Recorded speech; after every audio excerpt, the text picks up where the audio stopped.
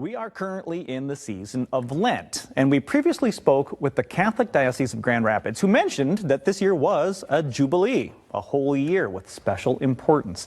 And we welcome back Annalise Lohmeyer to the mix to share more about some upcoming events you may want to attend. Hi, Annalise. Hi, good morning. You're a good student. You remember that it was a jubilee year. Yeah. We were just here a few months ago. We were talking about this. For those who don't know, explain what that means. Yes, so Jubilee year is a special year that the global Catholic Church takes part in. It happens every 25 years. It's a special opportunity to receive forgiveness, extra graces, to grow deeper in faith, grow deeper in our relationship with God through different events like extra opportunities for confession or pilgrimages. Yeah, a pilgrimage is a big part of this. I know a lot of people go overseas this for Jubilee years, but here in West Michigan, for those who might not be taking those trips, you have some events coming up. We do. So we actually have several local pilgrimages, one of which is coming up the first week of April here. On April 6th, there is actually a pilgrimage with the Hispanic community.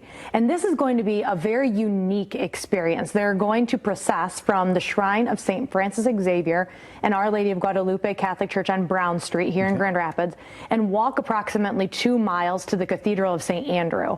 And during this procession, they're going to have mariachi bands, authentic dancers, prayer, again, just ways to grow in faith and community.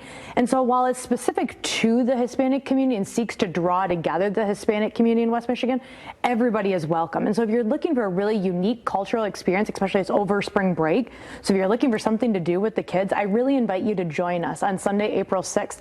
They'll start from the Shrine of St. Francis at 1 o'clock with Mass at the Cathedral at 3 o'clock. Okay, so that is one event that's happening. By the way, what a great way to introduce your kids to seeing how their faith can be expressed differently in different cultures, because the faith is the same, it's just the expression is culturally different. Absolutely, and it's just beautiful. Again, it's so lively and festive, and yeah, really interesting. We got one down, and what's the other? The other is an extra opportunity for confession. It is called The Light is On for You.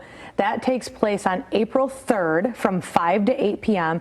in almost every Catholic church across the diocese. So the diocese is across West Michigan, 11 counties of West Michigan. Almost every church in West Michigan will have the light on in the confessional from 5 to 8 p.m. on April 3rd. So if you go to any Catholic church, there will be a priest waiting for you to hear your confession. So if you haven't been to confession in a while, if it's something that's new to you and you pass that Catholic church along the way home, feel free to stop in and take this special opportunity during the Jubilee year. All right, so two great opportunities to do a little extra for Jubilee this year.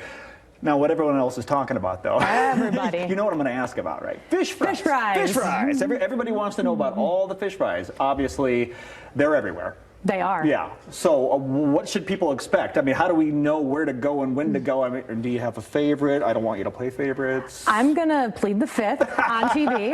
If you ask me off air, I will give you some recommendations.